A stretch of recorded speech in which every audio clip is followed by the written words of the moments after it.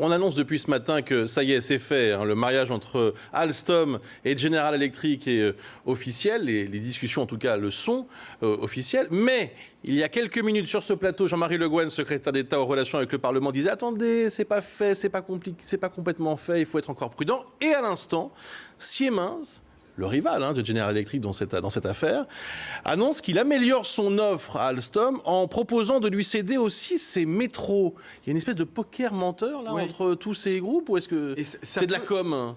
Alors, on a du mal à suivre là. Bien sûr, ça peut évoluer encore pendant un mois. C'est-à-dire que ce que nous dit Alstom, c'est notre offre préférée, c'est General Electric, mais nous avons nommé un comité d'experts indépendants qui va regarder ça pendant un mois, et pendant un mois, nous ne pouvons pas, nous, Alstom, solliciter d'offres, mais en revanche, nous étudierons des offres qui viendraient à nous, comme celle de Siemens. La porte reste ouverte. Voilà. En tout cas, ce qu'on peut noter, Nicolas, c'est qu'il y a eu, dans cette affaire, à la fois d'un point de vue politique et économique, deux visions qui se sont affrontées. Celle d'Arnaud Montebourg, qui est monté au créneau, un peu comme d'habitude, j'allais dire, voilà, avec son style, et puis celle de François Hollande, qui a repris les choses en main au bout d'un moment. Ce sont deux visions totalement opposées, et c'est bien là le problème. On a la vision d'Arnaud Montebourg, qui est ce qu'on appelle une vision mercantiliste, colbertiste, c'est l'idée du Made in France. On localise un maximum de production en France, et ce qui est fait en France doit être exporté à l'étranger. C'est l'idée du Made in France.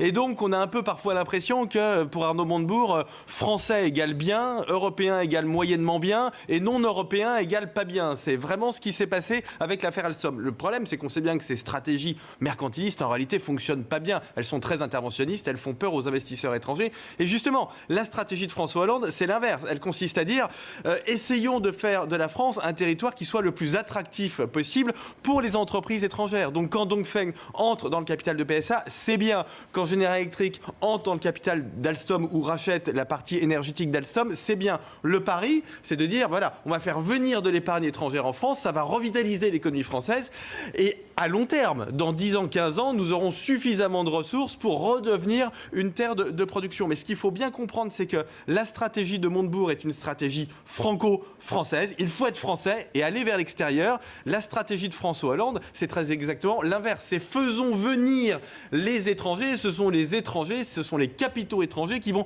nous permettre de nous réindustrialiser. Et là, on a vu qu'on a eu un conflit, puisque dès le début de cette affaire, Arnaud Montebourg, comme il avait fait d'ailleurs sur l'affaire SFR Numéricable, nous a dit grosso modo, il faut la solution qui soit la plus française possible ou la plus européenne possible. On a vu que ça a créé des dégâts importants, parce qu'évidemment, vous envoyez aux investisseurs étrangers un signal extrêmement négatif. Sur le thème, c'est pas la peine de venir. Voilà, l'Élysée a très habilement, il faut vraiment saluer le travail de l'Élysée, qui a très habilement repris les choses en main et qui a obtenu cette lettre du chairman de General Electric, Jeffrey Immelt, qui est parfaite, avec des engagements très honnêtement extrêmement précis sur les activités de General Electric Alstom qui seront localisées en France. Bon, le problème maintenant, c'est qu'il faut choisir. Il faut choisir, parce que là, on a deux trajectoires qui sont contradictoires. Il faut choisir entre la ligne Montebourg et la ligne Hollande. Merci beaucoup, Nicolas.